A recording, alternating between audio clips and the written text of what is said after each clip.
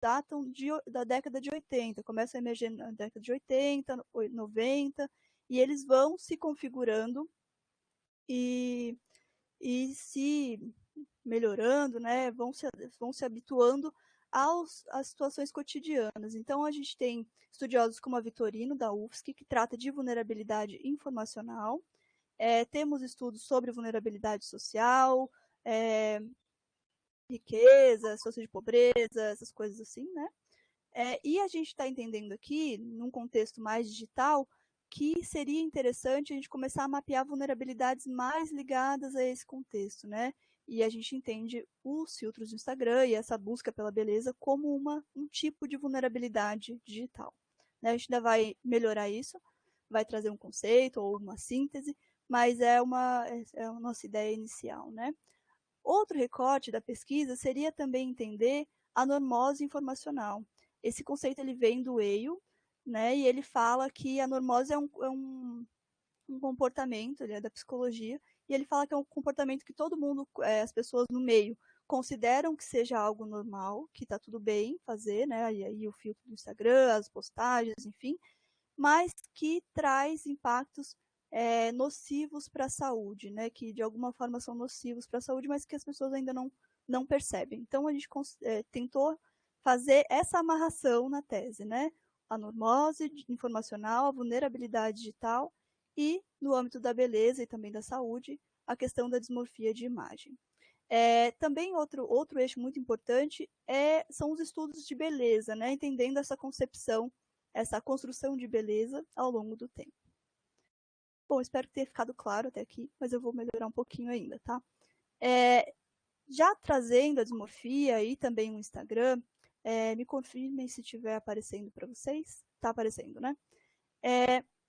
Eu quis trazer essa figura aqui, essa animação, para mostrar mais ou menos do que eu estou falando quando eu falo de vulnerabilidade digital e de dismorfia de imagem, né? É uma animação muito simples e ela explica mais ou menos como funciona o filtro, né? O filtro ele vai mapear por meio dessa máscara. Essa máscara ela é reconhecida já no âmbito científico, na área de beleza, porque ela traz uma imagem, uma beleza idealizada, né? Uma beleza padronizada, no sentido de que todos os ângulos ali, cada pontinho desse, tem uma medida que é calculada com o entendimento do que seria a beleza ideal, né? Indo nesse contexto, nesse sentido, os filtros de Instagram, eles trazem essa possibilidade de mapear certas áreas do rosto e irem promovendo melhoramentos. Então, vocês vão ver aqui que eu escolhi alguns filtros, né, não muitos, mas alguns filtros para ilustrar como a minha cara, como o meu rosto poderia ficar diferente com o uso de cada um deles. Então, tem alguns que o nariz está maior, que a boca está bem maior, que a sobrancelha é mais arqueada, os olhos de outra cor, com mais sardas ou menos sardas. Usei todos esses filtros sem maquiagem, importante dizer, para que vocês possam identificar algumas características dessa usabilidade do Instagram, essa interface, que vai promover esse tipo de modificação facial, né? E qual seria o problema disso, né? Bom, se você usa uma vez, não tem nenhum problema, né? Se você não é uma pessoa que usa isso todo dia, não tem problema. Mas o que a gente está entendendo na tese é que o uso excessivo dessa funcionalidade, ou pessoas que usam muitas vezes, né, têm o costume de só aparecer na internet com algum melhoramento nesse sentido, podem sofrer pressões. A gente vai ver, e aí nem estou falando tanto só do Instagram, mas estou falando já de algumas noções de beleza que estão sendo construídas e que a gente consegue observar no nosso cotidiano. Então, a gente consegue observar alguns fenômenos como harmonizações faciais, que acabam utilizando aquela máscara que eu mostrei, né, como parâmetro, mas que constrói uma beleza idealizada que não necessariamente é a da pessoa, né? Então, a gente consegue ver padrões de rosto, de modificações, melhoramentos, cirurgias, procedimentos estéticos e funções mais nesse sentido, assim, né? Então, Jennifer, mas qual seria, então, já tem estudos de dismorfia de imagem, né, de dismorfia corporal, principalmente, publicados, né, explorados sobre isso. Mas qual seria, então, a novidade na sua pesquisa, né? Qual seria a lacuna que você está tentando responder? Bom, a nossa novidade ela tá justamente nos estudos sobre beleza ainda não tratarem da relação entre a dismorfia com os filtros de beleza, sob o conceito da vulnerabilidade digital e também nenhum estudo sobre a normose informacional. O Weil ele traz que a normose também pode ser uma normose de beleza, mas ainda não nesse sentido dos filtros do Instagram, né? Então, também seria uma forma de justificar esse nosso recorte. Ainda na nossa tese, falando já dos objetivos, né? Então, o objetivo geral dessa pesquisa é entender como a vulnerabilidade digital se manifesta nos indivíduos em relação ao uso de redes sociais, no âmbito da beleza e também da dismorfia, ambas ilustradas pelos filtros de beleza do Instagram, né? Os objetivos específicos, como a gente quer promover uma netnografia, eles vão se desmembrar no intercultural, na observação, na coleta e na análise de dados, né, e também na validação dos dados, mapeando, né, com os indivíduos de uma determinada população dentro do Instagram. Então, a gente escolheu uma hashtag, que é a hashtag distorção de imagem, e é nela que a gente vai tentar buscar vai fazer as observações dessa comunidade. Ainda sobre a tese, né, algumas motivações eu quis trazer que justificam o nosso estudo. Tem um microfone que está ligado? Não, não é o microfone aqui. Eu te dei 8 minutos e agora mais 2. Por Foi. favor, pode ir encerrando. Estou acabando. Motivações. Então, justificam esse estudo, né? Os hábitos de consumo das redes sociais, do Instagram, a vulnerabilidade percebida na dinâmica envolvendo esses usuários, as plataformas e o mercado também. O Brasil ele é referência, ele é o segundo maior mercado de beleza no sentido de procedimentos estéticos no mundo, né? Só fica atrás dos Estados Unidos. Além disso, os impactos físicos, psicológicos e sociais, incluindo o consumo, já apontados nos estudos sobre redes sociais. E também, por último, se justifica tanto em termos de abordagem interdisciplinar, né, como em termos de metodologia empregando a netnografia. Finalizo por aqui. Agradeço, né? Aqui tem algumas questões de dados, mas serão coletadas as interações dentro da hashtag que eu mencionei, e também fazendo outras amarrações, né, outros recortes com os estudos já publicados também. Agradeço, obrigada, e qualquer coisa pode entrar em contato por e-mail. Deixa eu só tentar voltar aqui, que eu estava na outra tela. Obrigada, Jennifer. Passo então a palavra à professora Helena. Professora Helena, posso cronometrar? Posso trabalhar com 12 minutos, 15 minutos? O que a professora... Eu sou super objetiva e rápida. Acho que em 10 minutos no máximo eu consigo. Vou trabalhar com os 10 minutos, mas fica à vontade. Obrigada. Tá bom, obrigada.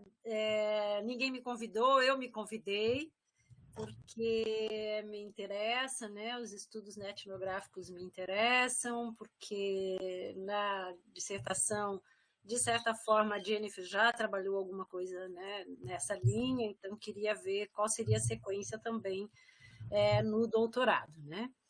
Então, parabéns pela escolha do tema, o seu orientador e você têm aí um grande desafio.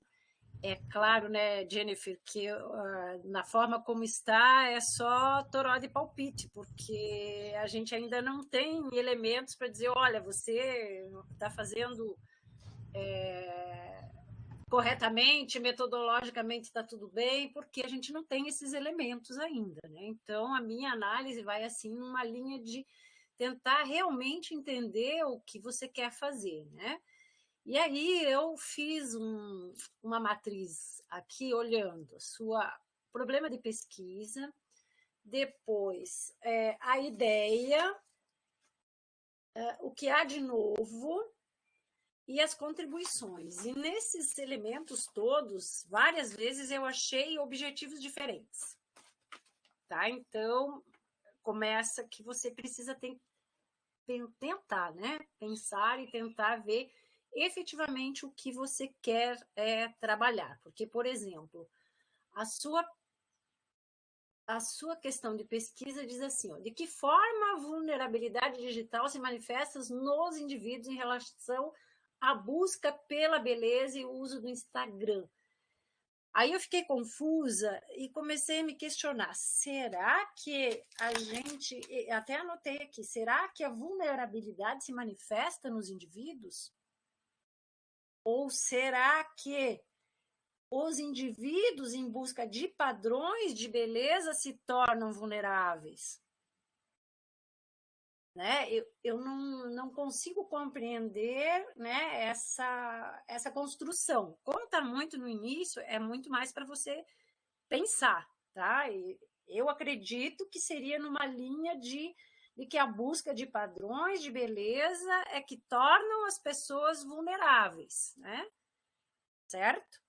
Então, essa seria a primeira questão. Aí eu fui buscar o conceito de vulnerabilidade digital, muito rapidamente, de forma muito incipiente, e o que aparece ainda, né, não é na linha que você me permita dizer, né, está tentando construir.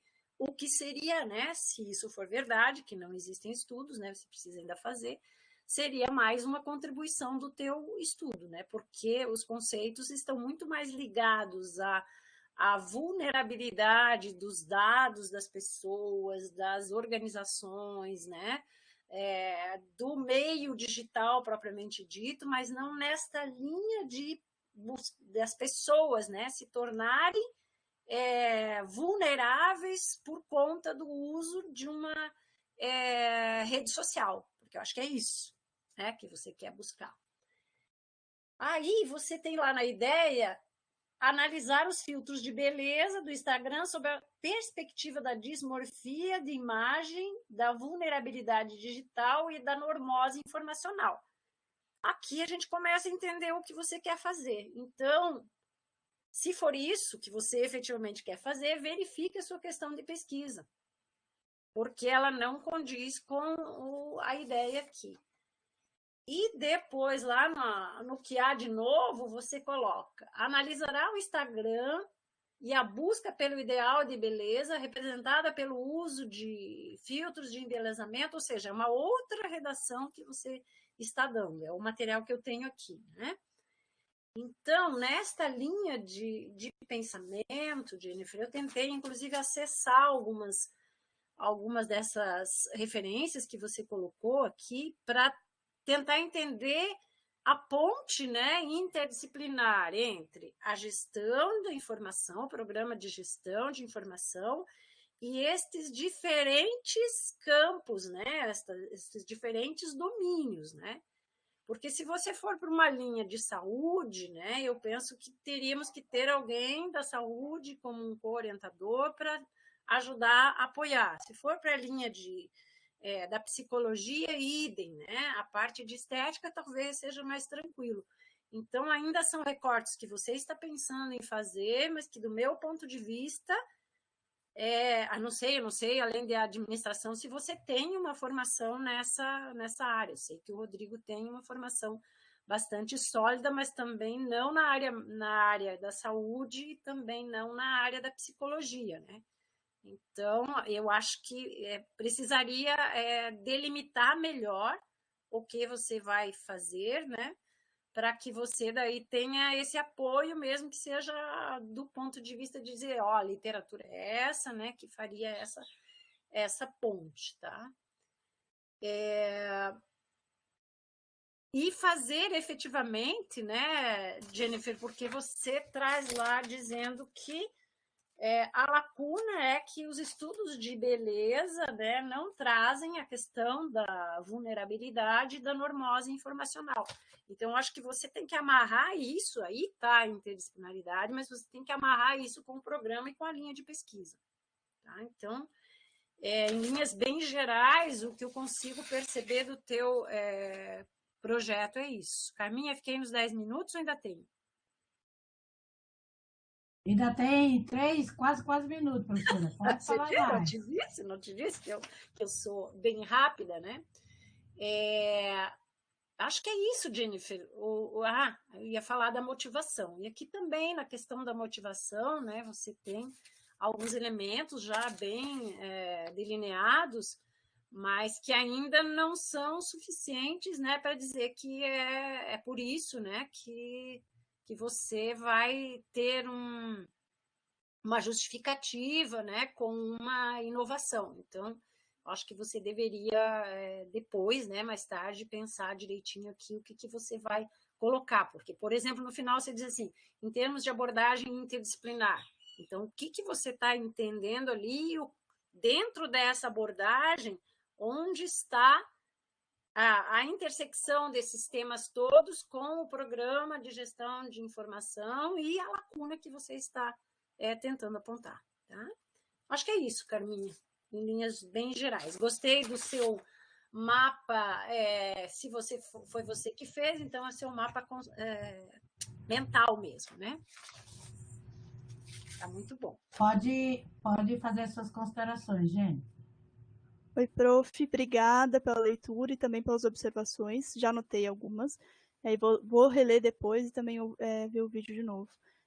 Dos estudos sobre dismorfia de imagem, nesses impactos mais de saúde, a gente está fazendo uma série de alguns trabalhos, né, mais de mapeamento. Então, estudos bibliométricos, estudos de revisão para fazer mapear esses impactos que já estão publicados em outros estudos sobre redes sociais. Eu havia já feito esse estudo, essa parte assim de coleta de dados e análise, né, antes de fazer o projeto. Então, já vi que tem muita coisa sobre isso e com base nisso é que eu fiz essa minha amarração para o projeto. Então, a minha ideia não é fazer estudo de saúde, estudo de clínico, né, com as pessoas, mas é mesmo fazer um estudo mais de reflexão, mais teórico sobre o que está sendo publicado nesse âmbito das redes sociais. Já encontrei muita coisa, por exemplo, estudos relacionando o Instagram com problemas de autopercepção, com comparação, com problemas de despeso, né, transtornos de saúde assim, voltados a peso, emagrecimento, coisas de vontade mesmo de fazer procedimentos, mas não pretendo fazer nenhum estudo assim de saúde nem de psicologia, assim, né? Pelo contrário, a minha ideia é mais refletir teoricamente sobre, né? Dos estudos de vulnerabilidade, mesma coisa. Antes de fazer o projeto, eu também fui olhar o currículo do professor Rodrigo para também tentar amarrar o projeto de uma forma que chamasse atenção, né? E aí eu vi lá, dentre as inscrições dele, que ele trabalhava com vulnerabilidade digital. E aí fui procurar mesmo, assim, se já tinham conceitos, como é que estava sendo vista essa questão da vulnerabilidade online, né? E buscando por isso, fiz um estudo bibliométrico, que até a gente vai apresentar ele agora na Hispano, já até foi aprovado, já gravei o vídeo, tudo, vai estar por aí, que a gente identificou quais são essas vulnerabilidades, né? Como que a vulnerabilidade está sendo associada nesse contexto mais online e digital. Então, a gente identificou também algumas temáticas. Essa campanha é para eu parar, prof? Não, desculpa. Mas assim, o meu trabalho ele é quase que um trabalho de revisão, porque ele vai trazer os impactos sob perspectivas de outros estudos e da vulnerabilidade digital também de outros estudos. Então, esses são os estudos iniciais e depois eu vou ter outros ainda com a professora Lídia. Eu quero fazer um estudo para entender a construção de beleza, né? Ao longo do tempo, da perspectiva dela de filosofia, então acho que vai ser um estudo bem legal, assim, então estou muito empolgada, mas realmente tem muita ponta para costurar ainda, prof. Obrigada. Beleza. Acho que a ponta mais importante é você costurar essa interdisciplinaridade toda com o PP. Com o programa. Como a nossa linha ainda ajuda, né, que é de informação e sociedade, ainda dá uma ajudada, mas eu ainda vou melhorar bastante, assim, nesse sentido, com certeza. Mas parabéns, é muito incipiente, então a gente só dá por ordem para palpite, porque não tem aqui o documento escrito ainda, né? Não, mas é muito bom ouvir, porque você repassa na cabeça sob olhos de outras pessoas, então a professora falando me abriu para várias coisas aqui já. Obrigada. Obrigada, professora Helena. Obrigada, gente. Passo para a Carmen. Carmen, como a gente está bem atrasado, vou te dar um tempinho menor. Hein? Pode dar aí, prof. 2 minutos, vou trabalhar com 5 minutos para você, depois a tréplica da Jennifer, tá bom? 2 minutos.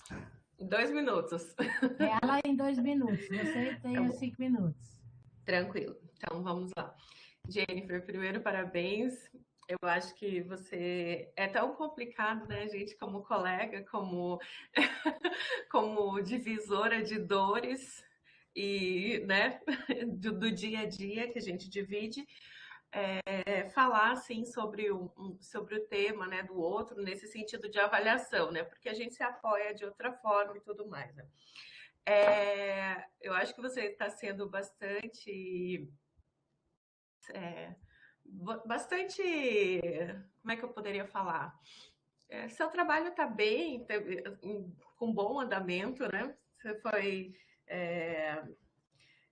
tá com muitas ideias, na verdade, como a professora Helena falou. E eu vou usar um termo que eu anotei aqui da professora Helena, que é o tal do toró de palpite. A partir de hoje eu vou começar a usar em tudo. Então, tudo que eu falar aqui é um toró de palpite também, porque a minha formação é igual à sua em administração, né? A gente trabalha, né, na mesma área, mas os meus estudos e o que eu leio não é tanto voltado, né, à questão de redes sociais, e daí já engloba um pouquinho de marketing. Então, é um toró de palpite também. Uma questão que me deixou mais em dúvida, assim, foi o conceito de vulnerabilidade também. Porque, como a professora Helena falou, você veio construindo isso desde o título, né? Então, eu peguei pelo título, tentei costurar outras coisas. Então, quando eu cheguei nas outras leituras abaixo, não ficou muito claro para mim, logicamente, pela minha também não conhecimento da temática em si, não ficou muito claro o conceito da vulnerabilidade. Aonde que ele... E daí outro ponto também que ficou um pouquinho desagrupado para mim foi que você falou que eu anotei aqui, vai trazer ele como um conceito ainda a ser desenvolvido, né? Mas daí na apresentação falou que não tem um conceito sobre isso ainda, né? Então, para mim, talvez seja um dos pontos que tem que amarrar bem sobre o conceito de vulnerabilidade e o que vai dar base para isso, né? Uma outra coisa que ficou fica um pouco claro como senso comum total agora, tá? Como senso comum total o que a gente está vendo acontecer no dia a dia mesmo da internet hoje. Então, a gente vê que as pessoas, elas querem se parecer, elas querem ficar iguais aos famosos que estão lá, as pessoas que estão bonitas, postando aqueles rostos e corpos maravilhosos. Então, tem realmente já como um senso comum que isso, né, as pessoas estão fazendo, né? E eu vejo aí duas questões. É muito importante se fazer estudos nas ciências sociais sobre esse tipo né, sobre estudos que você está fazendo, né, desse tipo de estudo, porque eu acho que a academia ela tem que, quanto mais entrar nesse espaço de convivência, no espaço de onde as coisas estão acontecendo, né? Tanto no físico quanto no cyberespaço que você está trabalhando, né? Então, para tentar ampliar esses entendimentos desses fenômenos novos e, de alguma forma, tentar... Ai, meu Deus. Achei que eu tinha que parar já. E, de alguma forma, tentar entender isso e fazer com que a gente possa, de alguma forma, compartilhar um conhecimento com a sociedade que ajude de alguma forma, né? Então, eu acho isso muito importante. Por outro lado, eu vejo a premissa que você vai ter que amarrar muito bem isso para sair do senso comum, né? Do que a gente já sabe sobre isso, né? Então, provavelmente, esse conceito de amarrar mais com a vulnerabilidade, o que você vai ter de base, talvez seja importante para esse sentido também. Estou vendo que está acabando ali. E sobre a questão da etnografia, que nós estávamos conversando semana passada mesmo, e a gente conversou nisso no fórum, inclusive, que é sobre o quanto é importante deixar amarrado metodologicamente para não parecer que você está fazendo uma análise de conteúdo só, né? E você vai saber muito mais falar sobre isso do que eu, porque não conheci na etnografia agora, né? Mas a importância de deixar aquela amarração que a gente falou, de fazer né, seguir todos os passos da etnografia. E eu não sei, eu acho que eu tenho muita ligação com a prática e eu fico com aquela questão de motivação pessoal também. Eu fiquei senti falta de uma motivação pessoal ali na justificativa. Lógico que então, aí já, agora acabou. Lógico que isso não é né, o essencial, mas é só aquela coisinha, poxa, eu quero fazer isso por isso, e isso me motiva, né? Mas assim, Jennifer, sobretudo, assim, parabéns, eu acho que você está muito bem encaminhada e eu tenho certeza que você vai conseguir achar uma linha aí que você vai fazer um trabalho muito bom e também com muitas contribuições. Jennifer, 1 minuto de tréplica, porque você já ultrapassou a sua apresentação e na tréplica da professora Helena. Vamos lá. Tá bom, prof. Obrigada. Obrigada, Carmen, pelas contribuições. A gente troca figurinhas depois. Eu vi que você já mandou também o teu parecer, então muito obrigada pela leitura atenta e também pelas observações que você fez da amarração muito na linha da professora Helena. E eu também acho que precisa mesmo. Obrigada. Obrigada, Jennifer. Eu pergunto se o professor Rodrigo quer fazer alguma fala. Professor Rodrigo, fique à vontade. Eu acho que ele não tá mais, que ele tinha aula às 4 horas e aí ele ia sair. Ele ia sair, ele não me avisou. Tá ele bom. me avisou. Ele não tá aqui, não. Tá, então, Jennifer, parabéns aí pelo trabalho. Obrigada, professora Helena. Obrigada, Carmen.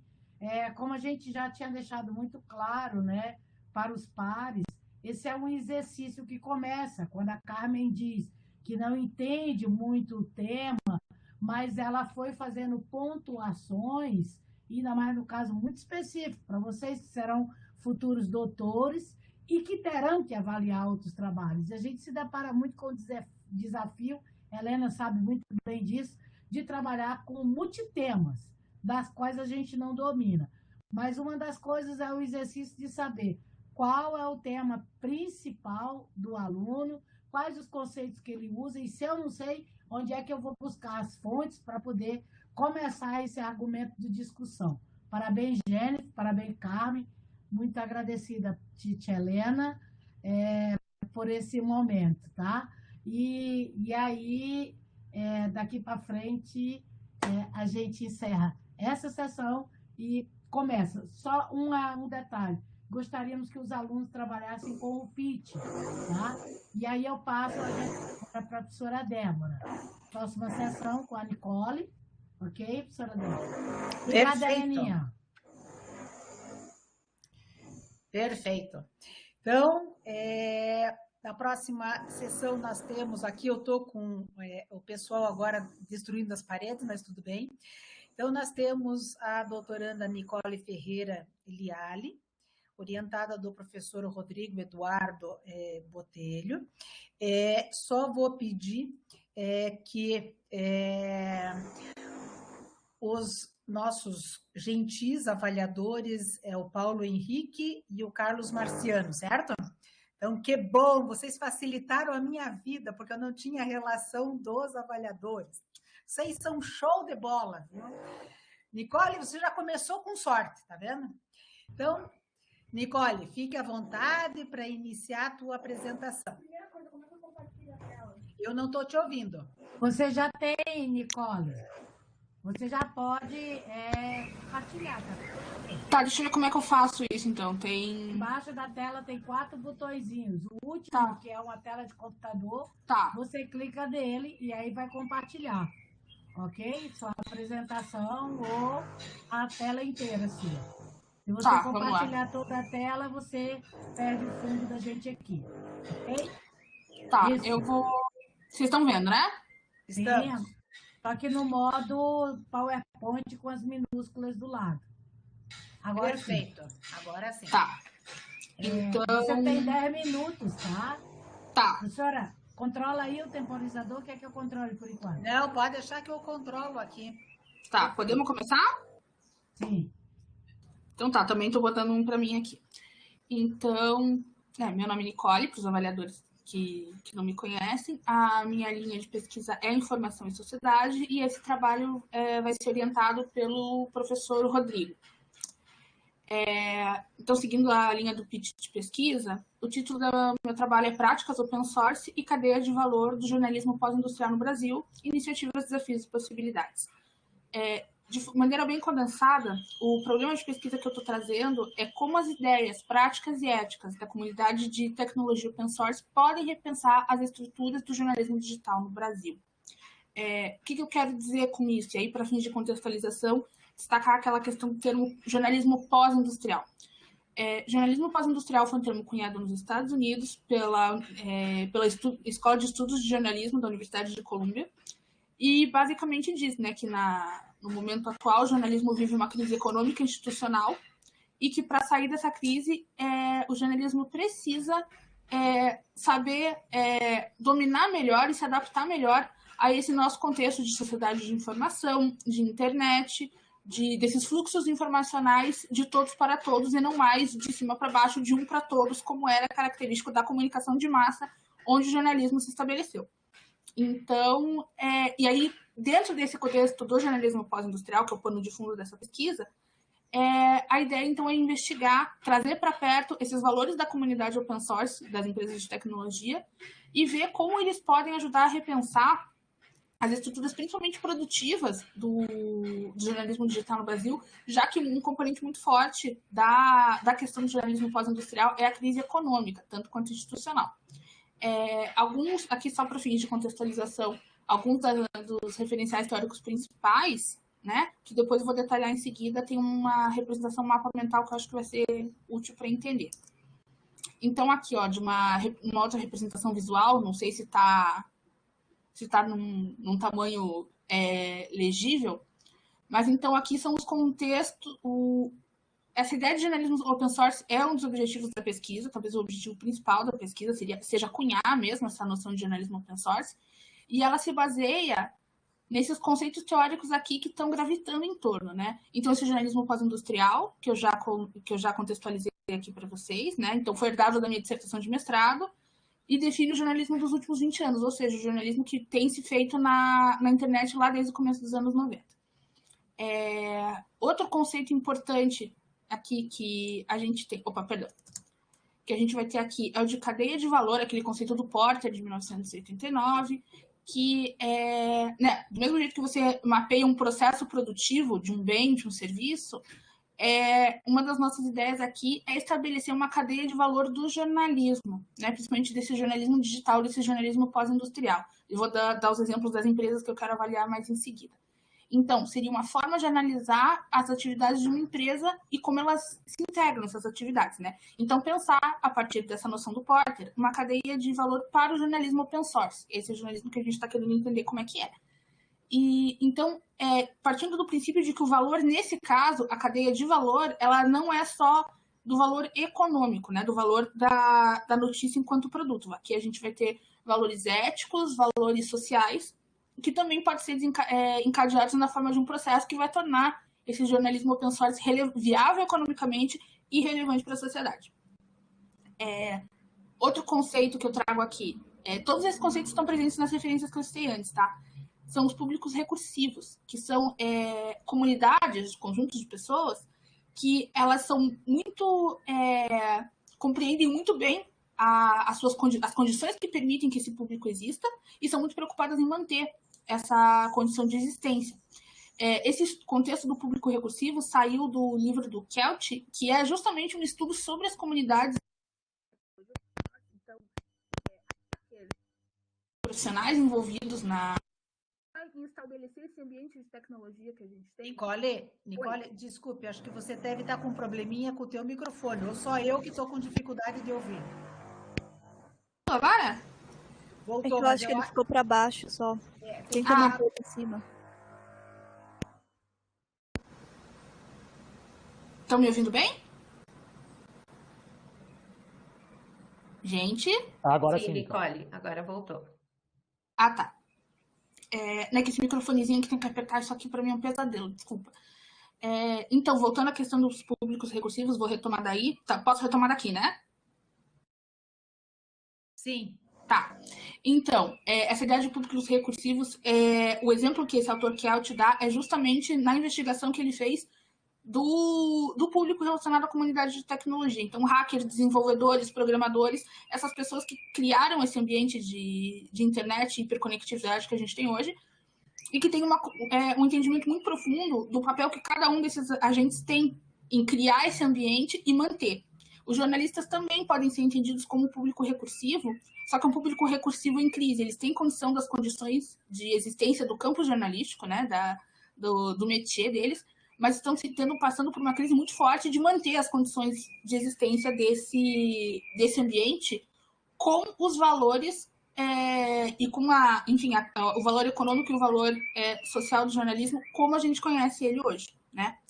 Então, a partir da ideia de um público recursivo, então, repensar essas condições de existência do jornalismo num ambiente mais voltado à sociedade de informação, à produção e gestão de informação e gestão de conhecimento.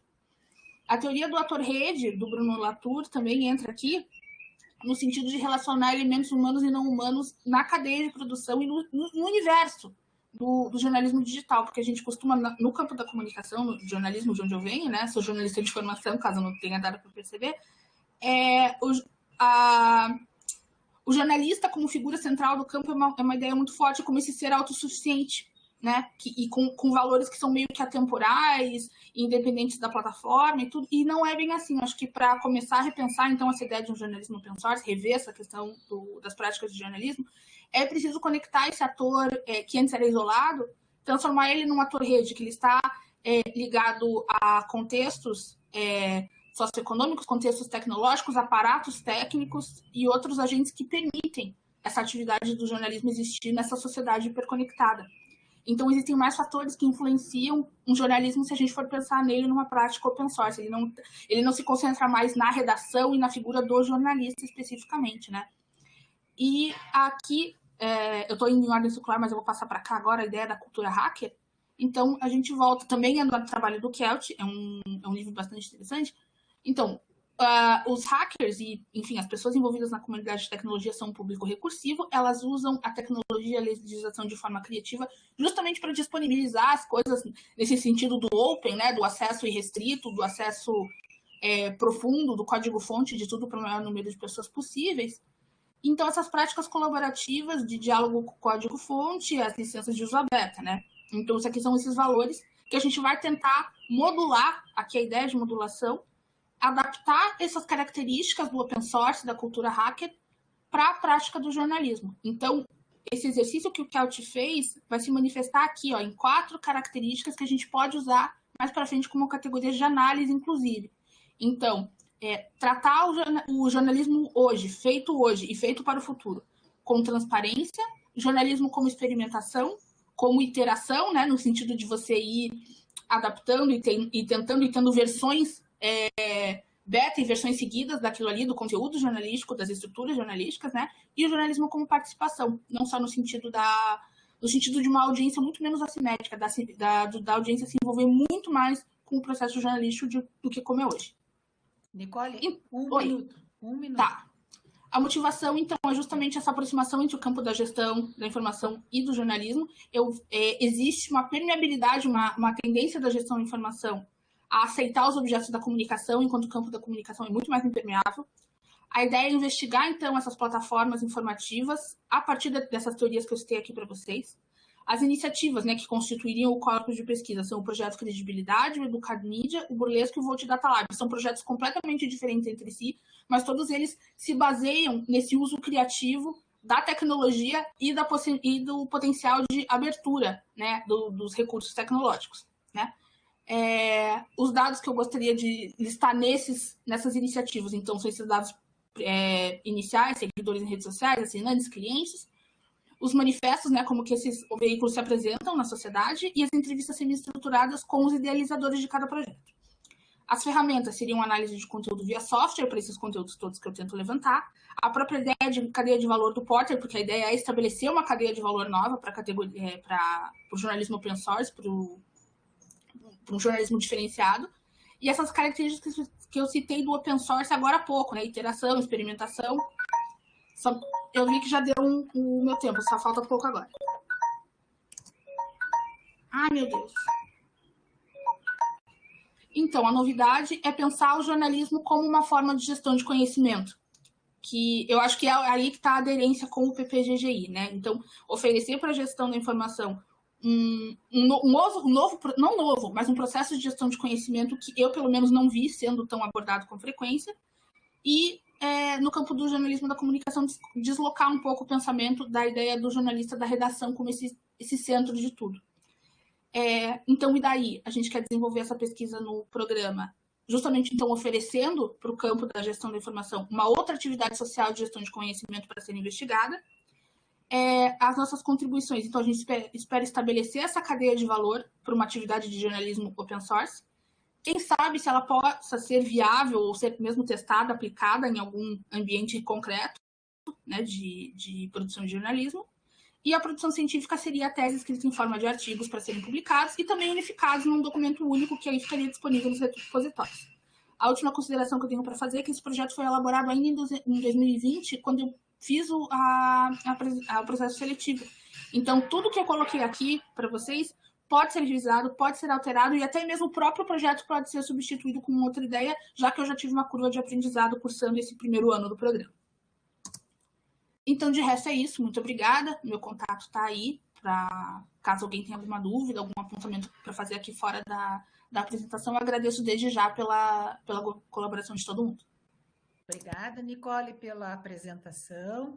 Professor Carlos, mais uma vez, muito obrigada aí pelo aceite na participação desse consórcio. Então, o senhor fique à vontade para estabelecer as suas intervenções. Ok, boa tarde, obrigado, Débora. Queria agradecer o Rodrigo, né, o convite dele que me fez o convite. Nicole, obrigada. A Carmen também, que falou comigo. Então, para mim é um prazer, assim, ver uma pesquisa, assim, de um tema bem interessante, né? Um tema bem, digamos, inovador no sentido de que não é tão trabalhado, assim, pelo menos nos projetos que eu tenho acompanhado. Então, é importante salientar que as minhas observações são com base no relatório que a gente leu, né? Então, agora na tua apresentação, eu vi que tem muitas coisas que talvez eu fale que você já tenha trabalhado até. Então, aqui eu vou falar com base no trabalho que eu recebi. Então, o primeiro ponto, né? Quero te parabenizar pela ideia. Eu acho uma ideia muito bacana de trabalhar essa cultura open source dentro do jornalismo, né? Então, eu desconheço muitos trabalhos com isso. Eu vi alguma coisa quando começou a tentar discutir esse tema, levando a ideia de jornalismo de comunidade, uma pegada open source mais voltada de colaboração, né, de conteúdo colaborativo e não a questão ferramental, técnica. Então, acho que esse é o ponto principal do teu trabalho, assim. Embora o open source já seja algo estudado, esse teu ponto de vista de tentar estabelecer critérios de análise é um ponto diferencial do teu trabalho. Então, acho que isso é uma área bem legal, uma proposta bem interessante.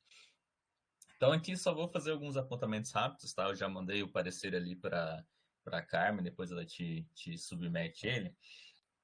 Alguns pontos aqui, eu achei bacana ali esse teu corpus, né? Embora seja o processo está muito inicial ainda, né? Mas esse teu corpus ali eu achei uma divisão bem legal, assim, são veículos bem distintos, com uma boa pegada, assim, vai dar uma pesquisa bem legal ali nesse sentido. Dois pontos, assim, que eu acho que talvez você pode repensar, quando você fala, até peguei aqui um trechinho que estava lá no texto, né? Que o foco do trabalho, obter uma noção de jornalismo open source, longe das perspectivas filosóficas e sociológicas das ciências humanas, as quais tradicionalmente alimentam o repertório teórico e metodológico dos estudos da comunicação. Então, eu entendo que a tua proposta é não ficar focado nas ciências humanas e não falar mais do mesmo, digamos assim. Só que eu acho que nesse ponto, assim, eu acho que não vai ter como você se desvencilhar totalmente disso, tá? A essência do jornalismo é ciências humanas, é a área da comunicação. Então, eu acredito que, assim, a partir do momento que você pode tentar se desvencilhar totalmente disso, você pode entrar numa coisa muito técnica e pouco jornalística, digamos assim. Então, como que poderia resolver esse dilema, assim? Eu acho que você pode apresentar como que a ideia dessa cultura open source pode auxiliar o jornalismo. e não como ele pode separar uma coisa da outra, tá? Então, e aqui eu trago aquele conceito que eu falei anteriormente do jornalismo de comunidade. Então, quando se pensou nessa ideia do open source ali, na tradução literal, né, do código aberto, então se pensou inicialmente na criação de um software livre, onde qualquer pessoa poderia entrar lá e fazer jornalismo. Então, a ideia inicial era isso. E, obviamente, né, isso quando eu estava no meu mestrado ali, 2014, por aí, que eu vi alguns estudos nesse sentido. Isso, cara, como assim? Os jornalistas não vão mais ser úteis, qualquer um vai poder escrever jornalismo. Então, gerou um rebuliço, assim, um burburinho muito grande, né, na área da comunicação. Então, uma forma de aproximação que você pode trazer é justamente essa, mostrar se existe semelhança ou as principais características. O que seria esse jornalismo de comunidade que se trabalhava lá no começo e como ele se transformou no open source no jornalismo hoje em dia. Então, acho que isso vai fazer essa aproximação, vai aproximar as duas áreas, né? E vai te dar abertura para você trabalhar as questões técnicas que você quer trabalhar no seu trabalho. Então, isso seria uma contextualização inicial, não fugiria, não tiraria o jornalismo totalmente da área das ciências humanas. E aí você apresentava, ó, inicialmente, o jornalismo pensava open source, com essa ideia de jornalismo de comunidade e tal, tal, tal. Hoje em dia, com os estudos de jornalismo digital, a ideia open source é focada mais na parte técnica, enfim. Então, trazer esse panorama ali, eu acho que vai ser muito mais relevante do ponto de vista do teu trabalho como jornalismo, né? Que é o que você se propõe aqui a fazer, até pela tua formação também, e trazendo essa parte técnica da área que você está estudando, né? Do teu grupo de trabalho, enfim, da gestão da informação. Então, esse eu acho que é um ponto aqui que eu coloquei para você pensar. E seguindo nessa mesma ideia, tá? Em outro ponto ali do teu trabalho, você fala que o interesse é no jornalismo enquanto processo, as atividades que constituem e como elas são organizadas. Assim, não pretendemos analisar o conteúdo nem assuntos específicos, como jornalismo político, econômico, esportivo e tal. E aqui cai na mesma ideia que eu falei anteriormente. O jornalismo quanto processo, você não, eu acredito, né, na minha visão, assim, que não dá para você dizer que o jornalismo como processo é só isso para tudo. Não é. O jornalismo, uma cobertura política de um jeito, um processo de cobertura de esporte de outro, um processo de cobertura de uma fatalidade, né, como esse avião que caiu esse final de semana, é de outro. Então, a gente pegou no caso do avião, da morte da Marília Mendonça, né? Então a gente teve vários abordagens jornalísticas sensacionalistas diferentes, a própria assessoria que falou uma coisa e depois não era. Então perceba só nesse único fato vários processos diferentes ali. Então, você talvez desvencilhar o conteúdo específico, não sei se vai ser uma boa ideia. Mas eu não digo que você precisa falar do open source em todos eles, tá? Não vai ter que falar como o open source está na economia, na política, enfim e tal. Não é isso que eu quero, não é isso que eu estou te sugerindo. Mas eu acredito que talvez você pode pegar alguns temas centrais que são bases do jornalismo. Uma editoria de esporte, editoria de política, sei lá, uma editoria de economia, talvez pegar algumas matérias nessas editorias, assim, e mostrar como que o jornalismo open source pode contribuir nesse tipo de abordagem, né? Então, uma apuração numa Copa do Mundo é diferente de uma apuração no conteúdo de eleição. O processo logístico é diferente, o processo de transmissão é diferente. Então, você analisar o jornalismo open source apenas como processo e tirar o foco do conteúdo pode talvez te acabar criando algumas armadilhas ali na tua banca futura ali. Então, o conteúdo também, ele é essencial ao jornalismo, né? Sem o conteúdo a gente não tem como trabalhar. Então, o processo, ele gira um pouco com base no conteúdo que você está trabalhando. Inclusive, o tipo de matéria, se vai ser uma grande reportagem multimídia, se vai ser uma nota, enfim. Então, esses são os dois pontos principais, tá? Que eu coloquei aqui no teu trabalho, assim, para você repensar, porque eu acho que pode contribuir ainda mais com a tua ideia. Os teus objetivos, para mim, estão bem claros ali, a tua questão, problema também.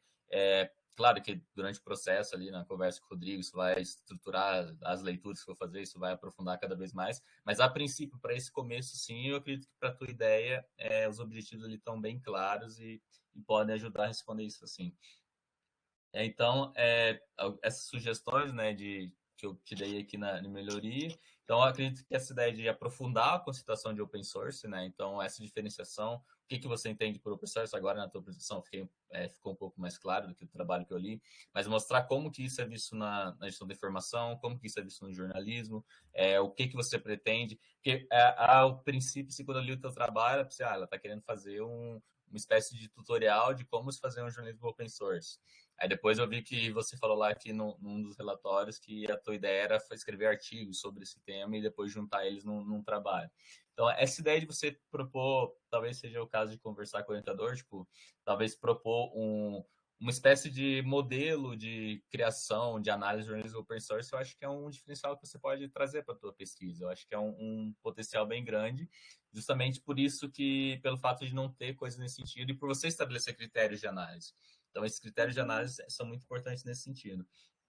Então, essa conceituação, né, estruturar bem aqueles critérios ali, com base em outros autores, que provavelmente você vai desenvolver na pesquisa, fazer essa ligação, né, entre o processo open source, como ele pode ser trabalhado em diferentes conteúdos jornalísticos, política, esporte, enfim, e debater esse aspecto conceitual na área da comunicação, né? Então, trazer alguns autores da área da comunicação que já possam ter trabalhado jornalismo open source, ainda que seja muito embrionário, em outra dinâmica, mas só para fazer essa relação da comunicação com a área da gestão da informação, que é onde você está trabalhando.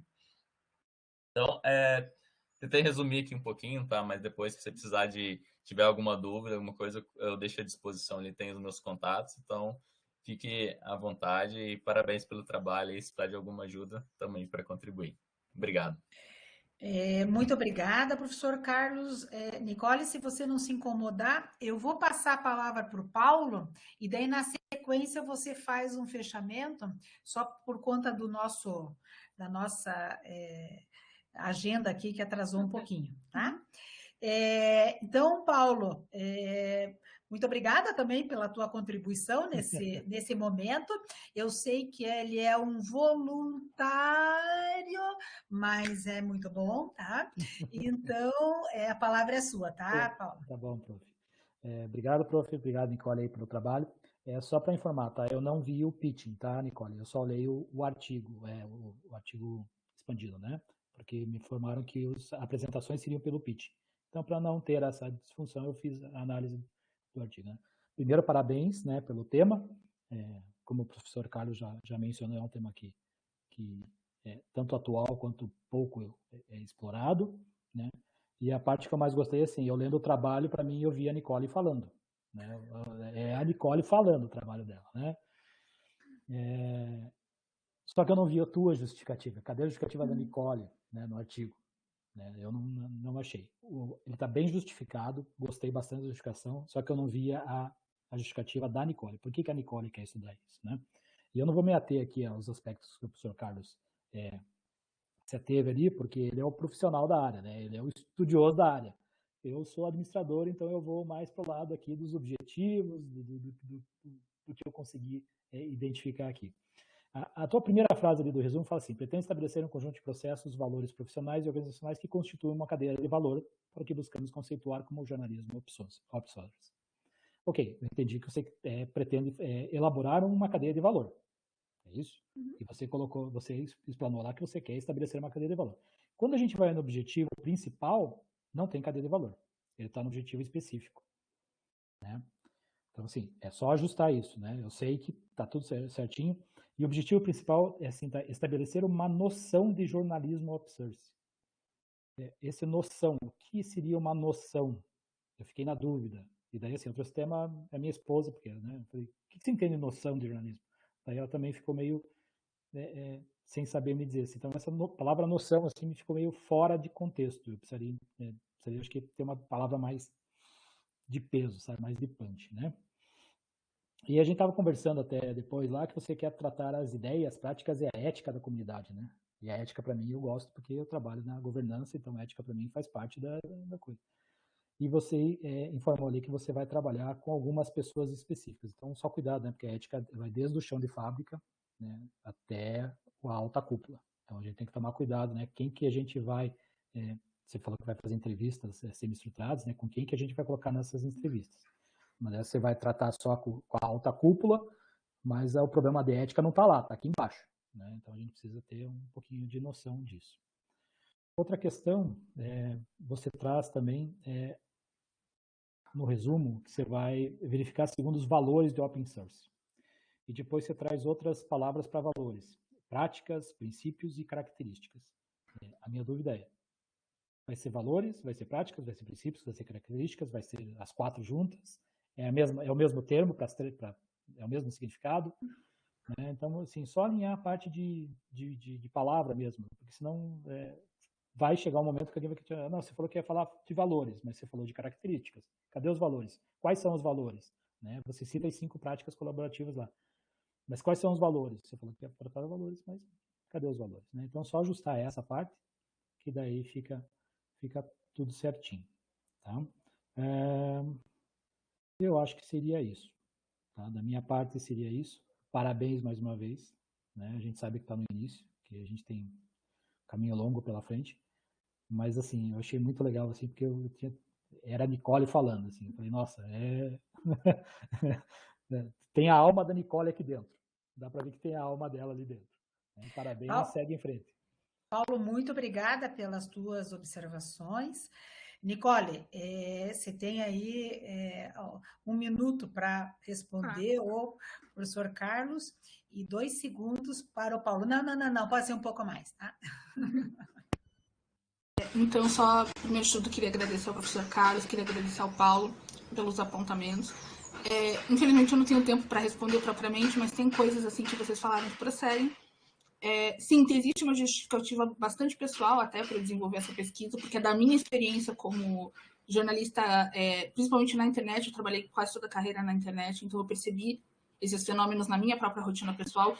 Trouxe essa motivação pessoal quando eu fiz o mestrado, essa proposta de tese é uma espécie de continuação da dissertação do mestrado, mas que eu queria tirar do campo da comunicação, porque eu acho que os recursos teóricos, metodológicos da comunicação não estavam dando conta de entrar na profundidade que eu queria sobre toda essa crise econômica institucional, o valor ativo do jornalismo, por isso que eu vim para a GI, né? E talvez, e sim, existe um desejo de afastamento da comunicação, não abandonar, obviamente, porque, enfim, é jornalismo, mas existe sim esse desejo de até radicalizar um pouco a abordagem. Então, no caso, eu estou falando especificamente para o professor Carlos. Sim, existe esse desejo de olhar aquele jornalismo que a gente já conhece, sim, sobre uma perspectiva um pouco mais radical, radicalizar algumas ideias, alguns valores da profissão, algumas noções que a gente já tem que são muito comuns lá do campo da comunicação. Por isso, sim, afastar um pouco para o campo da GI, mas também é preciso manter o pé lá no nosso campo de origem para não descaracterizar o nosso objeto de estudo. Então, nesse sentido, eu agradeço muito os apontamentos.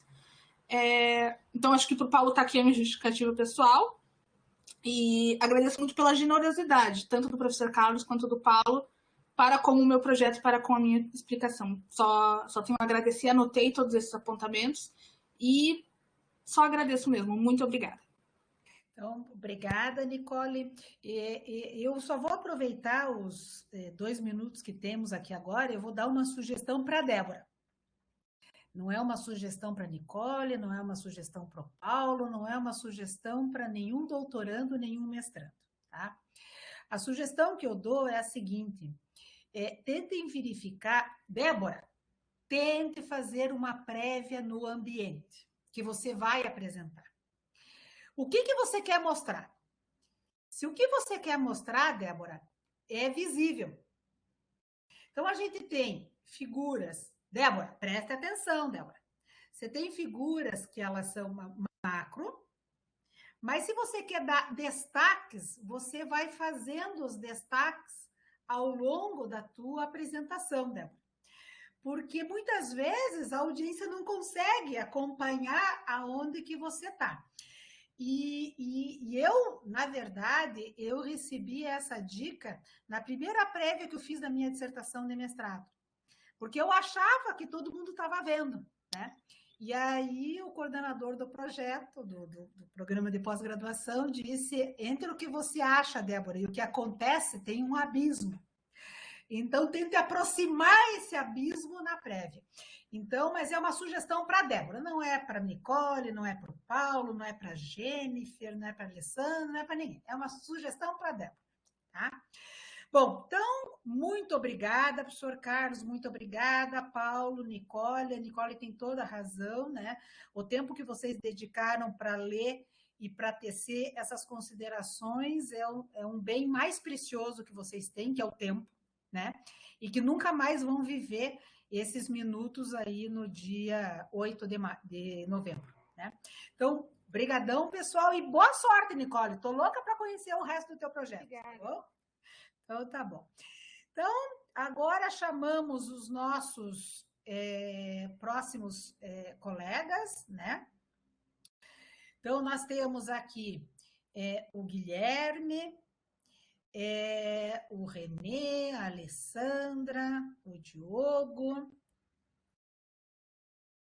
que podem estar se apresentando. Seja bem-vindo, Guilherme. Seja bem-vindo, Renê. Boa tarde. Boa tarde, seja bem-vindo, Diogo. Diogo, olha o acidente de trânsito, hein? Por favor. Não, professora, eu estou estacionado. Acho bom, porque de acidente estamos por aqui. Não. Estacionado em local seguro ainda. Então, tá certo. Então, Guilherme, se você quiser compartilhar sua tela, temos aí alguns minutinhos para estarmos nos organizando.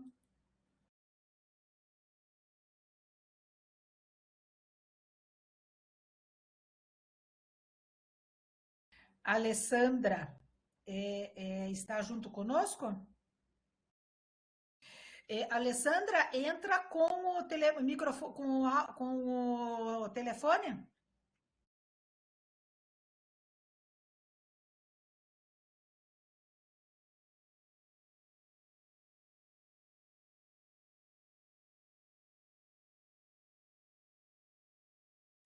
A Carmen, gentilmente, está dando a sugestão para você acionar o F5. Agora estou conseguindo ouvir, professora. Ah, que bom! Eu já fiz o F5. Ah, tá vendo?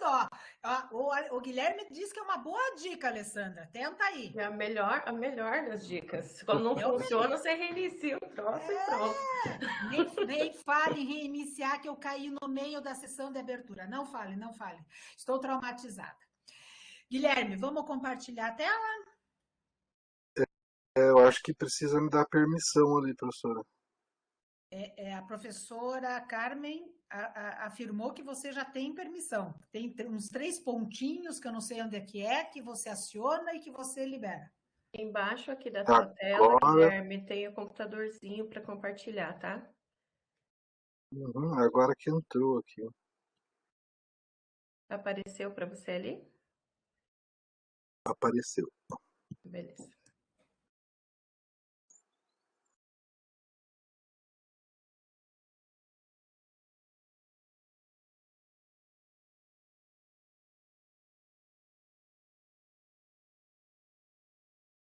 Já estamos vendo a sua tela. Já estão vendo o pitch? Estamos vendo o pitch, tá? Beleza. Então, boa tarde para todos. Obrigado aos professores aí pela contribuição, né? Por fazer essa contribuição aí com seus pareceres. Meu nome é Guilherme, né? Eu sou bibliotecário aqui da UFPR, estou no curso de mestrado e meu orientador é o professor Rodrigo. Então, assim, a minha ideia de pesquisa, né, surgiu justamente porque eu trabalho com o repositório institucional da UFPR, né? Então, quando a gente fala de repositórios digitais abertos, né, a gente está falando, logicamente, de ciência aberta também, né? E daí eu percebi, né, assim, não somente eu, claro, né, outros colegas também perceberam, tem trabalhos que falam sobre isso, né, da falta de uso dos repositórios pelos pesquisadores, né, pelos interagentes, aí, que são as pessoas que precisam do repositório, das informações, né. Daí, como vocês podem ler no pitching ali, né, tem algumas explicações possíveis, né, que podem estar na experiência do usuário com o repositório, né, e justamente relacionadas à usabilidade, acessibilidade, né. Então, assim, foi nesse sentido que eu levantei a problematização, né? Até no início eu estava pensando em fazer alguma coisa mais específica de heurística mesmo em relação ao repositório da UFPR, mas a fim assim, de alinhar melhor com a ciência e com a gestão da informação e com a linha de pesquisa do mestrado, né? Então eu alterei esse foco, né, para ampliar um pouco mais, e então eu resolvi fazer essa pergunta, né, quais os métodos empregados no estudo do comportamento informacional em relação ao uso, utilidade e usabilidade em repositórios digitais institucionais, né? Ou seja, o que os pesquisadores, né, desse tema, né, têm usado para fazer suas pesquisas em relação aos repositórios, né, pelo comportamento informacional. Aqui nos artigos-chave, eu até tinha colocado 2 da professora Jorente, lá da Unesp, mas eu acabei tirando, porque eu achei que não estava tão alinhado com o estudo em geral, né? Mas possivelmente eles vão ser utilizados daí na pesquisa mais para frente. Então, como motivação, né, justamente a questão do uso do repositório, né, os motivos, né, inclusive a insatisfação dos interagentes, né. Então, conforme aqui a ideia, né,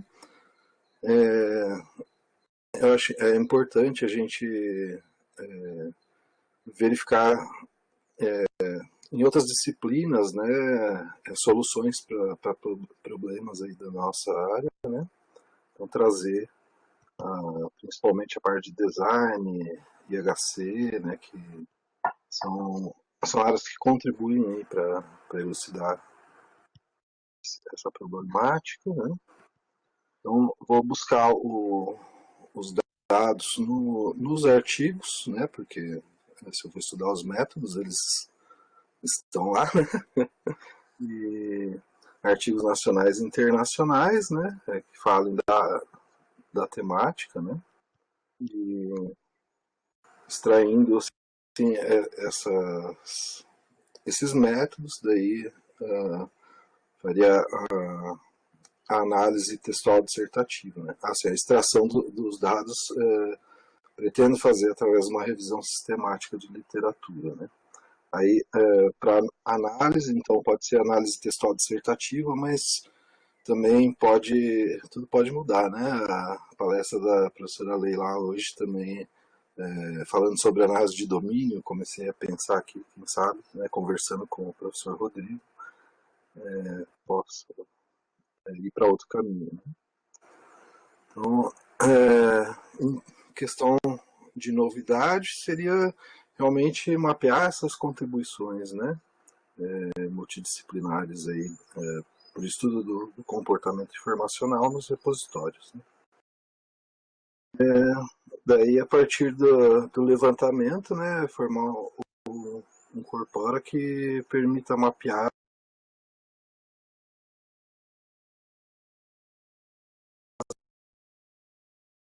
Guilherme, como... Oi? você está me Pode ouvindo? falar, professora. Faz um Estou favor para mim, ouvindo. dá uma fechadinha na tua câmera, só para verificar se reduzindo o uso do pacote de dados corta menos a sua fala.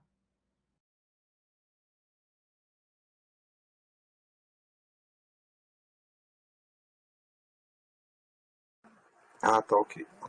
Obrigada, Tá fechou. Guilherme. Imagina. Então, como contribuição, né, eu espero que a pesquisa possa trazer à tona aí as ferramentas utilizadas, né, para fazer pesquisa sobre a temática, né, sobre os repositórios digitais institucionais, né, e o comportamento informacional, né, e seu uso, não uso, etc. A principal limitação para esse estudo que eu percebi, né, é o pouco espaço de tempo que a gente tem para executar no mestrado, né, poderia aprofundar um pouco mais essa multidisciplinaridade, essas relações entre as disciplinas, né, mas como o mestrado tem pouco tempo, seria muita coisa, né. Acho que é isso, gente. Guilherme, muito obrigado pela tua apresentação. Agora eu passo a palavra para o professor René. Mais uma vez, muito obrigada, René, pela tua generosidade, e seja sempre bem-vindo ao PPGGI, tá? Obrigado, professora Débora. É um prazer retornar a casa, né? Meu mestrado foi aí, só que depois o doutorado eu acabei fazendo na Unesp, que a gente ainda a UFPR não tinha o doutorado na época, né? Mas é muito bom participar desses eventos aí na UFPR, né? Guilherme, na realidade, quando eu recebi os seus trabalhos ali, eu recebi o pitching e o resumo. Aí eu fiquei muito na dúvida, até na tua apresentação aí você também reforçou um pouco dessa dúvida, né? Porque, na realidade, você, de certa forma, quer estudar os repositórios digitais institucionais, que é um objeto já relativamente complexo de se estudar. Aí depois você também tem essa proposta de trabalhar nessa questão da usabilidade, né? Que eu acho que é uma tendência um pouco mais da área de informática, de certa forma, né? Essa parte do design que você acabou citando na tua apresentação. E depois você acaba direcionando, de certa forma, para a área de estudos de usuários, necessidades de uso de informação e competência informacional no vínculo do repositório, né? Então, eu vejo ali praticamente 3 objetos bem distintos de você trabalhar, tá? E também muito complexo de você trabalhar com esses 3 temas no estudo do mestrado, né? Você não vai conseguir um aprofundamento direto em cada um desses temas, né? Então, eu queria ouvir um pouquinho mais de você, assim, qual o direcionamento realmente que você quer dar para o estudo, né? Porque você citou muito essa questão da usabilidade. A tua ideia é trabalhar com essa parte de usabilidade também. Né, na leitura ali eu não consegui identificar muito bem qual que é o teu objeto, teu foco do estudo, né? Se você puder só me dar uma clareada, Guilherme, facilitaria bastante. Tá bom, professor. Assim, o foco principal seria no comportamento informacional, né? Sim. Quero verificar como o usuário usa, não usa, por que ele usa, por que ele não usa o repositório digital, né? Então, do meu ponto de vista, aqui do meu entendimento, a usabilidade também faz parte, né? O Nielsen tem uma citação dele que eu tinha colocado, acabei tirando, acho, ou ficou no resumo, não me lembro. Mas, enfim, ele diz ele define, né, utilidade e usabilidade num termo só, que em inglês agora me fugiu a palavra, mas acho que fugiu a palavra. Mas, enfim, tem um termo que ele define utilidade e usabilidade junto, né? E a partir dali é que me veio essa ideia, né? Tem um texto que está no pitch, inclusive, que é o texto da Costa e Ramalho, né?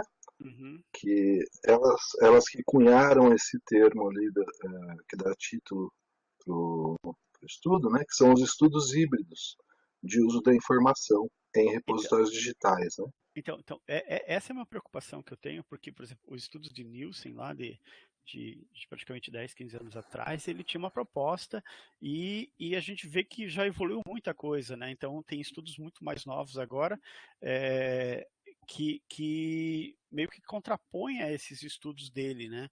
Então, por isso que eu te digo, só essa parte de usabilidade seria um estudo praticamente focado só nesse tema, né? E o que mais que eu tinha colocado aqui? Uma outra curiosidade também, que é essa parte de, você colocou ali, percebeu-se a insatisfação dos integrantes em relação a alguns recursos fornecidos na plataforma RDI UFPR. Vocês fizeram alguma pesquisa? Porque você cita isso no teu resumo, mas não diz de onde que vem essa informação. Não, seria mais a experiência mesmo, né? Não são integrantes, são interagentes. Né? Tá. A gente parou de usar usuário. Não, sim, mas digo, vocês têm vocês medem pelo download? Como é que vocês medem essa insatisfação dos integrantes, né? Então, foi mais empírico mesmo, não tem medição, é uma percepção mesmo. Eu pergunto isso, Guilherme, porque é o seguinte, tá? Por exemplo, pesquisadores e tudo isso. A gente tem métricas alternativas, como o Facebook, essas coisas que tentam mensurar, de certa forma, o uso de uma plataforma, o uso de um sistema, né? Mas são métricas alternativas, tá? Então, por exemplo, o download, já tem alguns estudos internacionais que comprovam que o número de downloads não tem necessariamente relação direta com o número de citações, que seria, de certa forma, a visibilidade e o impacto, né? Tá? Então, por isso que eu fiquei, de certa forma, incomodado nessa questão da insatisfação aqui que você cita, né? Por isso que eu perguntei se fez alguma pesquisa, alguma coisa. Porque como é que a gente poderia medir, de certa forma, a insatisfação? Se dentro das teses, dissertações dentro da UFR, se não existe realmente nenhuma referência aos repositórios da UFPR, tá? Então, aí realmente você conseguiria ver algum problema de usabilidade ou alguma questão relacionada a isso. Tá? Porque tem outro autor, que agora me falhou o nome, que ele diz assim, que da área da computação, que, por exemplo, um repositório, um sistema, ele pode ser agradável a ser utilizado, ou o usuário precisa utilizar aquele sistema e necessariamente a interface não vai fazer diferença. Tá? Então, por isso que eu disse assim, a gente não pode ficar muito no achismo, então a gente tem que ter essa informação um pouco mais concreta para a gente ter certeza se realmente o repositório é insatisfatório ou não, né? Porque a gente sabe, por exemplo, hoje está no DSpace 5, amanhã vai para o 7, a interface do 7 é um pouquinho mais agradável. Será que só essa questão vai modificar o perfil do usuário? Provavelmente não, tá? Por isso que eu te digo que você teria que ter uma base um pouquinho mais empírica ali, ou uma pesquisa realmente de satisfação, ou do que realmente, quais são os problemas. Porque eu acho muito difícil, tanto que você cita uma fonte que diz lá do Kerman e Wilson, que os repositórios são muito pouco usados. Mas essa fonte é de 2006, são praticamente 14, 15 anos em cima dessa fonte. Então, o ideal seria ter umas pesquisas mais atualizadas, né? Eu tenho muita experiência aqui, por exemplo, do Lume, aqui do Rio Grande do Sul. O Lume é o segundo repositório de reconhecimento mundial, tá? Então, a quantidade de downloads, a quantidade de acesso dele é grande. Mas por que ele é tão utilizado? Porque a política de organização dele é diferente. Por exemplo, aqui a gente não trabalha com autodepósito. Aqui quem faz toda a vinculação são as bibliotecas.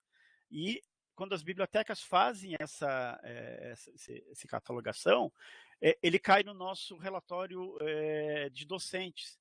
Tá? Então, ele já vale para a nossa progressão. Então, assim que um professor publica alguma coisa aqui, automaticamente já pede para inserir, já manda para a biblioteca para inserir. Tá? Então, o que acontece? Isso acaba, tipo assim, não tem interferência na interface. A interface é igualzinha de vocês, tá? Mas o nosso aqui tem um impacto, tem uns indicadores webmétricos muito diferentes, tá? Então, tem algumas questões que permeiam esse tipo, o repositório institucional que você trabalha, né? Por exemplo, o uso de agregadores, né? Então,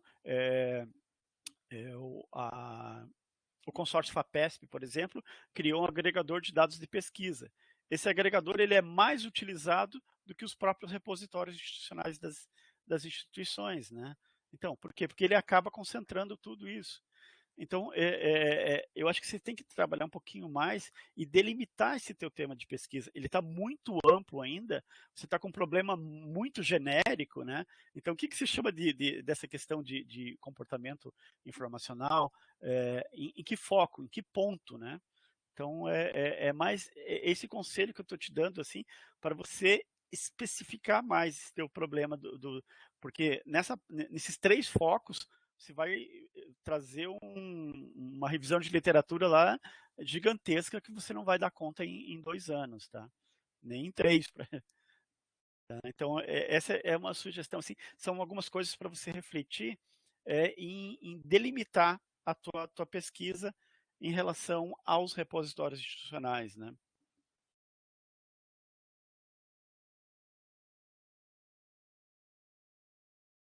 Tá? Deixa eu ver se tem mais alguma contribuição, né?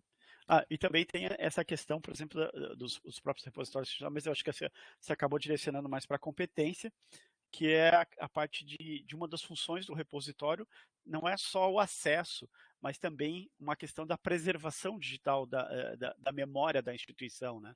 Então, o repositório também tem essa função que você coloca lá, que é mais a questão de acesso, mas eu acho que um dos pontos principais que o Miguel Aureliano trabalha muito isso, que é a questão da preservação da memória institucional, né? Tá? Então, devolvo a palavra. Muito obrigada, professor Renê, pelas suas observações. Guilherme, você gostaria de fazer alguma réplica? Eu agradeço a contribuição do professor Renê, que foi muito boa, muito pontual. Vou tentar trabalhar melhor aí no foco do problema.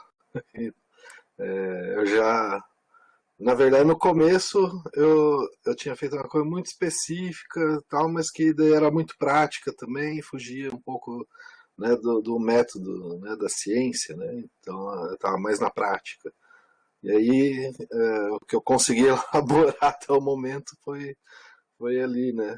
E daí ficou muito grande. O professor Rodrigo chegou a falar que era megalomaníaco. Exatamente, é a mesma impressão que eu tive aqui. Mas eu já reduzi, professor. Vou tentar reduzir mais, fechar mais, para conseguir trabalhar melhor. Então, muito obrigado. Muito obrigada, professor Renê, mais uma vez, Guilherme, pela réplica. Seguindo aqui a ordem alfabética, vamos para a nossa amiga Alessandra. Conseguem me ouvir bem? Sim, conseguimos. Então, Guilherme, parabéns pela pesquisa, eu acredito que é um tema que é muito importante dentro da universidade, que a gente consiga uma melhor maneira realmente de que as pessoas tenham acesso ao conteúdo produzido, né, que é, na verdade, a finalidade da produção dos conteúdos, né? E, assim, quando o professor Renê foi dando a fala dele, eu já vi várias coisas que eu tinha anotado aqui também, eu senti um pouco de falta de ter um objetivo principal e objetivos específicos no teu trabalho, porque a impressão que eu tive é que quando você colocou o teu problema de pesquisa e o teu propósito, ele estava meio desconexo com a tua pergunta da pesquisa. A impressão que eu tive é que o teu propósito está muito bem justificado, de que existe um problema aí de usabilidade, de que você, como que você comentou agora, que você trabalha, né? Com isso você tem visto, mas o teu problema de pesquisa, ele está falando mais com relação aos métodos de estudo desse comportamento informacional do que realmente da usabilidade final para o usuário, ou de como isso vai... Como que a tua pesquisa pretende melhorar o problema de pesquisa que você encontrou? Eu achei que ficou um pouco diferente o que você colocou no propósito com o teu objetivo. Mas aí no pitch, que nos foi enviado também, que você apresentou agora, você tem lá duas questões-chave, né? O que há de novo e o e daí. Eu tenho a impressão que você tem três, que esse do que há de novo, que você coloca de verificar as tendências dos repositórios e explicar as contribuições multidisciplinares, são duas coisas bem separadas no sentido de como que você vai pesquisar e chegar nisso. Parece realmente muita coisa, muito abrangente. E aí depois você ainda tem mapear as abordagens e perspectivas usadas para o estudo do comportamento informacional em repositórios digitais institucionais. Então, esse mapeamento é um terceiro objetivo seu, no caso? Essa foi uma dúvida que eu fiquei também. E nenhuma desses, digamos, objetivos específicos está dividido na tua metodologia. Eu achei que a metodologia ela está mostrando o que você pretende utilizar, mas talvez fique mais fácil de você ver em quais objetivos você vai chegar se você dividir ela em etapas. Eu vou primeiro fazer isso, depois a minha metodologia vai focar nisso. Eu, no meu mestrado, só consegui seguir em frente quando eu comecei a dividir em etapas a metodologia. Por isso que eu falo que talvez seja uma saída para você perceber o que é possível de fazer no tempo que você tem e o que vai ficar muito fora, muito abrangente. Seria isso, mas de todo modo, parabéns. Eu acredito que é um trabalho que vai ser bastante enriquecedor. Obrigada, Alessandra. Vou pedir a liberdade para o Guilherme para a gente reunir no mesmo bloco as observações do Diogo, e aí, na sequência, você faz a réplica, tá bom? Diogo, a palavra é sua, tá? Bom, boa tarde, Guilherme. A minha primeira questão foi mais ou menos parecida com essa que a Alessandra pontuou. Eu, como alguém que não tenho conhecimento a respeito da temática do teu trabalho, a contextualização e a justificativa do teu problema, ela meio que estava me conduzindo por um caminho de que que teu objetivo era levantar os problemas identificados nos repositórios em relação àquelas questões que você colocou lá, usabilidade, acessibilidade, entre outras. Mas o teu problema de pesquisa, ele indica que o objetivo da tua revisão sistemática é levantar os métodos de pesquisa aplicados para análise. Então, assim, como eu falei, estou no mesmo pé que você, né, recém-ingressante no mestrado, e que desconheço a área, eu achei que ficou, para mim, na minha leitura, um pouco confusa essa questão de que ora indica ou conduz o leitor a achar que o foco da tua pesquisa vai ser em relação aos problemas e ora em relação aos métodos de pesquisa empregados. E outra questão também, que daí é uma dúvida mesmo e que talvez é uma coisa que você não tem essa resposta ainda, é em relação, assim, você coloca aquela questão do caráter multidisciplinar dessa questão dos estudos do usuário. Aí uma pergunta, uma dúvida, essas disciplinas que conferem ou que podem conferir esse caráter multidisciplinar, elas já são com base na literatura, na teoria, ou elas vão emergir a partir do momento da realização da revisão sistemática? Essas duas questões só.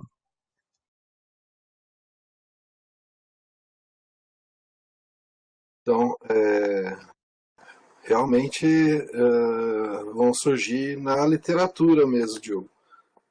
Quer dizer, já existem, né, na literatura. Psicologia, o design, IHC, entre outras disciplinas aí que agora não me recordo de cabeça. Eu acho que eu fiz talvez alguma confusão na hora de escrever, porque eu coloquei ali na problematização um contexto, né?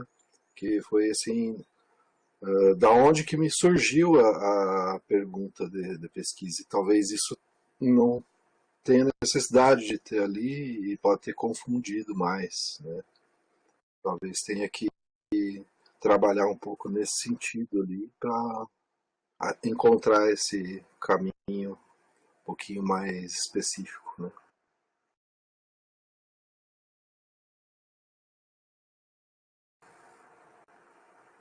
Não sei se eu respondi Diogo? todas as perguntas. Respondeu sim, professor. Eu só fechei a câmera aqui para não pesar tanto. Não, fique tranquilo, fique tranquilo. E a Alessandra também não sei se está satisfeita. Alessandra? Sim. Não, só mais para a questão de você pensar em uma maneira de estruturar talvez os seus objetivos específicos para você não ficar com muita coisa mesmo, como até o professor René tinha comentado, né? Agradeço a dica de fatiar. Isso, eu acho que você tem que definir bem o teu problema de pesquisa, que é assim, é a coisa-chave. Aí, sim, daí você já começa a trabalhar nesses objetivos e esse fatiamento, que eu achei importante. Porque a impressão que dá ainda é que você está ainda muito aberto ainda, né? Então, conversa com o teu orientador e define realmente o teu tema, né? Obrigada, professor René. Guilherme, na verdade, uma das coisas que eu acho que é importante é você ter esse paralelo que o professor René comentou, porque muitas vezes a gente se acostuma com a ferramenta, porque é a ferramenta que você tem, né? Então, e a segunda questão é a seguinte, por exemplo, muitas vezes qual é a dificuldade que o usuário tem, que não é mais usuário, né? Tem outro, qual é o nome que vocês agora que nós temos? Interagente. Isso. Então, qual é a dificuldade que o interagente tem, né, na utilização daquele serviço? Eu acho que são duas situações. E tem uma outra situação que eu sei que existe um serviço, um apoio que é extremamente eficiente, que é desenvolvido pela Universidade Federal do Paraná, que é exatamente para compor a estrutura de busca. Eu, inclusive, tenho diversos estudantes que já relataram que buscam este apoio e o que também é um facilitador, né? Então, eu percebo que você tem aí uma série de variáveis que são de input, né? Você tem um serviço eficiente prestado pela própria instituição como um facilitador. Você tem a questão de uma certa forma, essa talvez obrigatoriedade de uso ou não, né? Então, eu percebo que realmente tem vários elementos e o professor René coloca com bastante propriedade que essa avaliação de satisfação ou não, ela tem que ser ou ponderada ou ela tem que ser revista, né? Porque essa observação em relação lógico, você tem uma escuta contínua dentro da universidade, né? Seja pelos interagentes, seja pelos próprios docentes e tudo mais. Mas é importante que ela esteja sustentada, né? Mas é um projeto, Guilherme, que é encantador, porque se a gente quer fazer disseminação do conhecimento, é importante que existam fatores facilitadores, né? Então, uma das tuas contribuições sociais, muito provavelmente, ela está nessa vertente de ser uma possibilidade de facilitação para essa disseminação, né? Então, porque eu, por exemplo, é muito frequente que quando eu quero localizar um texto, eu saio pelo título. E não importa onde esteja o documento. E não vou pela aplicação, eu vou pelo Google. E aí o Google acaba sendo a minha ferramenta de busca. E eu vou lá e localizo o título do documento que eu quero, né? E esse documento, ele pode ser uma dissertação, ele pode ser uma tese, ele pode ser um outro documento qualquer, né? Mas olha, Guilherme, parabéns aí pelo teu projeto, parabéns pela tua contribuição, né, do ponto de vista institucional. Professor René, muito obrigada pela sua disponibilidade. O mundo virtual permite que a gente possa recebê-lo com mais facilidade, né, em eventos da Universidade Federal. Muito provavelmente a gente está contando com observadores, avaliadores, palestrantes no consórcio a partir desse momento mais virtual, né? Então, deixo aqui um abraço bem carinhoso a todos. E nos encontramos amanhã para as nossas próximas etapas. E, Guilherme, mandei mais um documento para você, viu? Você viu só que eu também estou me fazendo valer desse caminho generoso na disseminação dos documentos, que foi exatamente o material da palestra da professora Leila, que ela já disponibilizou e aí eu já encaminhei aí pro Guilherme, tá? Paulo, muito obrigada por abrir a câmera, né? Assim a gente dá um tchauzinho visual, né? Já que pelo jeito é capaz de vocês defenderem a gente não se cruzar pelos corredores, né? Que coisa mais horrorosa, né? Mas, ó, um abraço carinhoso a todos vocês, né? Então, parabéns, Carmen, por todo o esforço. A Carmen também já abriu aqui. A Carmen tem, para cada avaliadora, ela vem aqui generosamente e faz um agradecimento adicional, mas para mim eu levei um puxão de orelha, que eu explodi o tempo do primeiro horário, mas tudo bem, eu entendo como também um agradecimento, viu, Carmen? Tá? Pessoal, um abração para vocês, um carinho bem grande, se cuidem, tá bom? Tchau. Obrigado. Tchau, tchau. Tchau, tchau.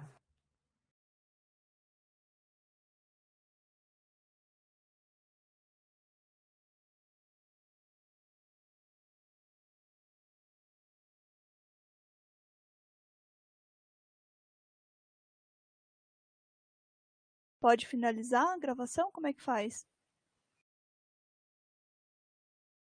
Tem, Carmen, você tá aí ainda? Oi, tô. Eu não tinha visto a gravação, mas acho que é melhor finalizar, né? Eu acho que é a Carminha que tá gravando. Deixa eu ver se eu consigo Deixa aqui. eu ver. Onde finaliza isso, meu Deus? Que tem na Carminha tem um ícone diferente, né? Pois é, ela tinha me colocado como moderadora, mas eu não sei se eu consigo fazer isso. Deixa eu ver aqui. Senão a gente acaba perdendo de todo mundo. Pois é.